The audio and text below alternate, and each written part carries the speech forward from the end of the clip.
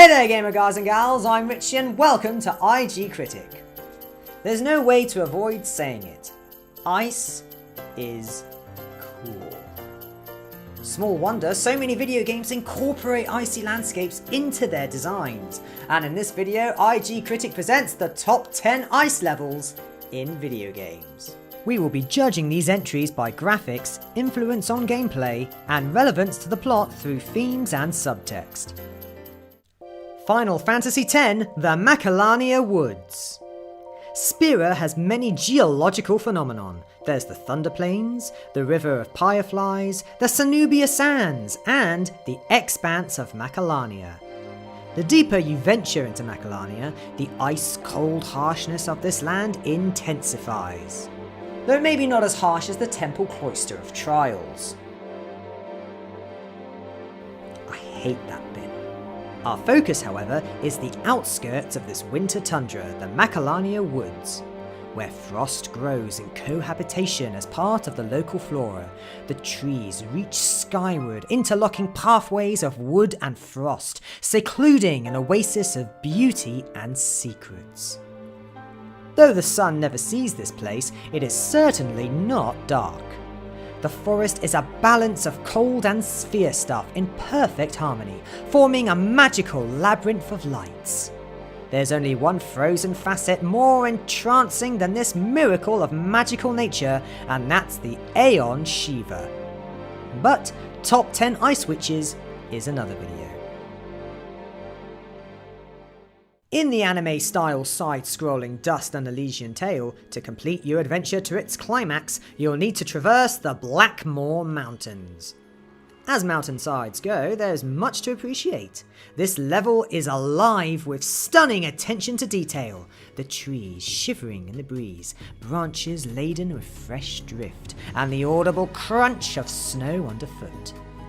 As you continue climbing through an ever-increasing gale, as it starts snowing sideways, it only gets more perilous, and I'm not just referring to the monsters. The path up the mountain may be treacherous, but that doesn't stop our heroes from enjoying a small sense of adventure. We should be careful. The slightest wrong move could set off another avalanche. Don't look at me, you're the one who can't fly. Yes, but you're the one with the big mouth. The weather is laying it on so thick, you will need an avalanche to clear the path. You mean make another avalanche? That's the idea, yes. You're crazy. I love it. This mountain is nippy outside and in, as Blackmoor is layered with caves harbouring an inner chill. When you do reach the summit, all is somber silence. The eerie tranquility complements Dust's recently found inner peace, but hints at a deeper revelation. It's funny how games have a way of hiding secrets in the snow. Just because Ecco the Dolphin is a classic on a 16-bit console doesn't mean it's not brilliant. After his pod and schools of other marine life are taken away by unknown forces for who knows why, Ecco is determined to search the entire ocean for a way to reunite with his abducted family. The song of the sea inhabitants lead him to the Ice Zone, in search of the great and wise whale who makes this place his home, with the hope he may know something helpful. The frigid waterways of the Arctic are a trial indeed. In these frigid depths, there is no direct route, as should be expected with underwater glaciers. Playing through this frozen kingdom beneath the waves feels otherworldly. It makes a change to see the sea not as a human would experience, but how submarinal life would. Furrowing through the mysteries of the deep not enough for you? What if I were to tell you this dolphin has to fight off an alien invasion? Combating an alien armada single-handed is overwhelming enough. Throw in sub-zero temperatures, and it's downright chilling to the bone. Seeking Dante for answers to the recent surge in demonic activity, Nero leaves the city and follows his trail through the mines to Fortuna Castle, though inside it's more like a cathedral. The heavy weather diminishes visibility, but slowly clears to reveal Fortuna Castle looming on the horizon, looking not only cold, but dark, oppressive, and foreboding of dangers yet to come. The swirling snow creates a shroud of terror that warns the player to stay ever alert. After fighting Burial, the fire demon, it's out of the frying pan and into the freezer. To reach the castle, you must fight your way through the storm, as well as some ice demons, who love ice so much they have fastened some into clawed weapons. Swordsicle pops, anyone? The Gothic castle may seem cozy and roasty-toasty, but only at first glance. Venture out into the surrounding courtyards, and there's no telling what may jump out at you from the dark cold. Anything can be hiding in the snow, so expect the unexpected.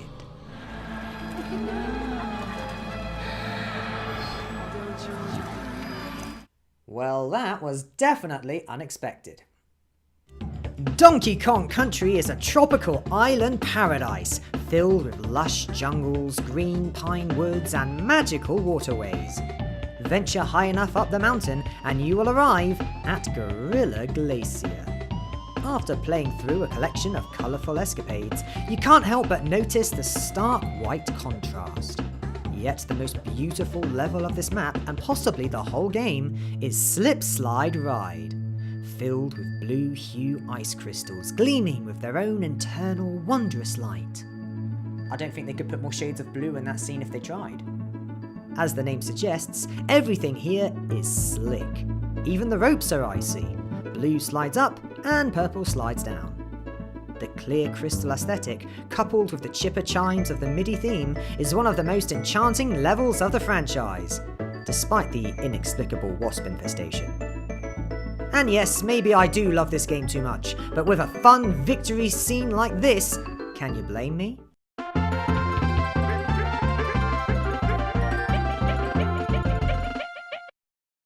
Super Mario Odyssey raised the bar in all our expectations of what a Mario game could be in every respect.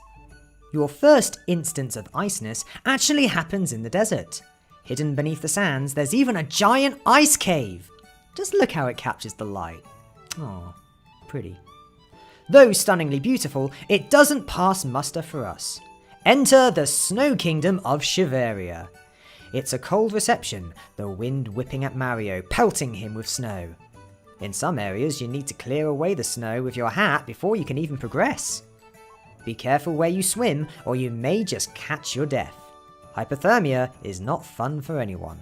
It may be cold outside, but the hoar-frosted town of Shiveria is warm and inviting. As the slogan on your guide map states, it is the warmest community in the coldest land, though it does take some digging to find the warm part. The polar locals take advantage with the slipperiness of their situation by holding races, bounding around in contests, for which the prize is a frosted cake. Now that is frosty. In search of the Keeper of Secrets, the Horseman of Death must ride Despair. Great name for a horse, by the way. Must ride Despair across the Vale, a frozen wasteland surrounding a frosted, crumbling fortress. Spikes of ice creep up the side of the mountain. Wisps of wind flirt with the snow as it blows in streams across your path. After Earth's fierce apocalypse in the first game, it's a great way to start a sequel. The barren blank wastes towards a looming frozen fortification convey seriousness and finality as death rides in with determined intent.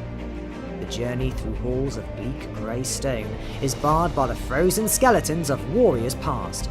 And a big monster. There's always a big monster. Your reception by the Keeper of Secrets, Master of the Keep, is as cold as, well, death. I helped you once before, Horseman. Look at me now. How I curse that day. How I curse you. This level may be short and only serve as a platform for the tutorial and introduce the backstory of principal characters, but in terms of immersing gamers straight into the plot, it's as bitter cold as they come. Picture it if you will.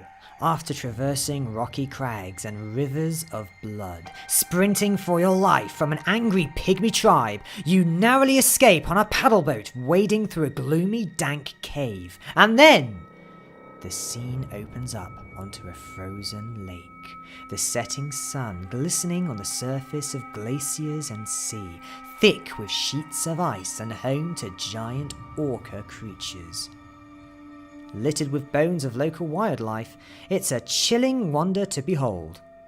After winding your way through the frozen barricades, the brothers... Wait, what are their names? Naya!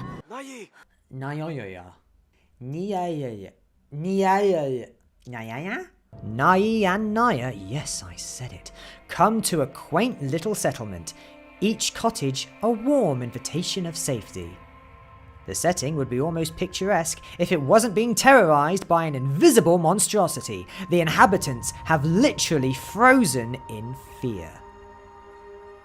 Bolting to safety under a sky of aurora lights, this level is a clear reminder of how something beautiful and inviting can hold unseen dangers.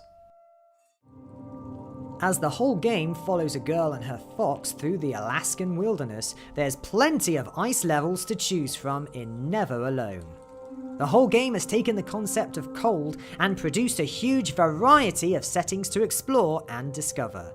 The levels are littered with authentic local history, mythic folklore, cultural music, and interesting wildlife, demonstrating how frozen landscapes have their own equilibrium of nature. So peaceful, so enchanting, so oh my god, what is that? The ambience between the levels varies few and far between, from a horrific bear chase to a tranquil swim with the spirits. Our chosen level for this spot is inside the Whale Spirit.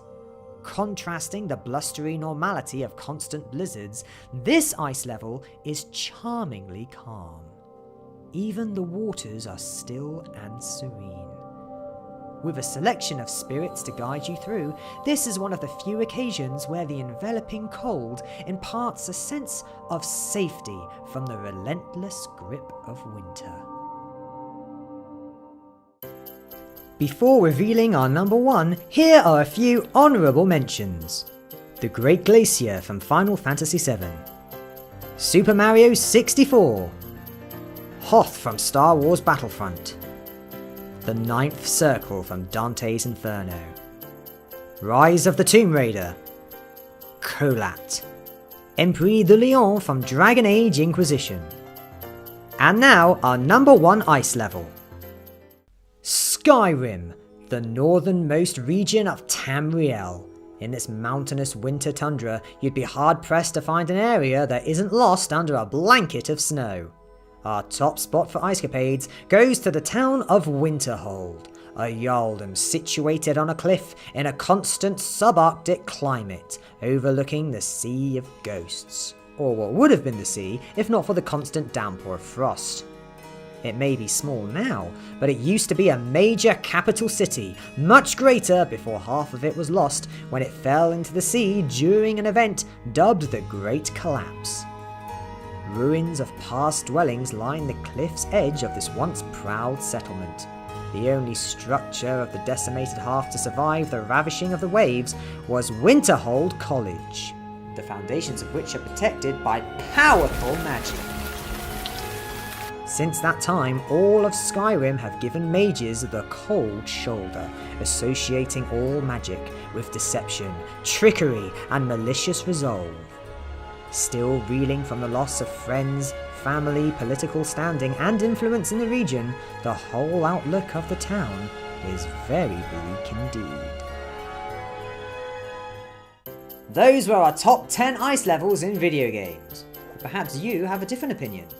Which is your favourite winter wonderland? Let us know in the comments section below. And if you enjoyed this video, please help us out by giving a thumbs up and subscribe.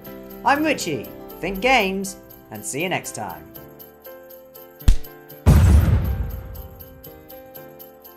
Thank you for watching IG Critic. If you enjoyed viewing it as much as we did making it, then please remember to give a thumbs up, share, and subscribe. For more on video games, feel free to check out our other content here on YouTube and over on igcritic.com.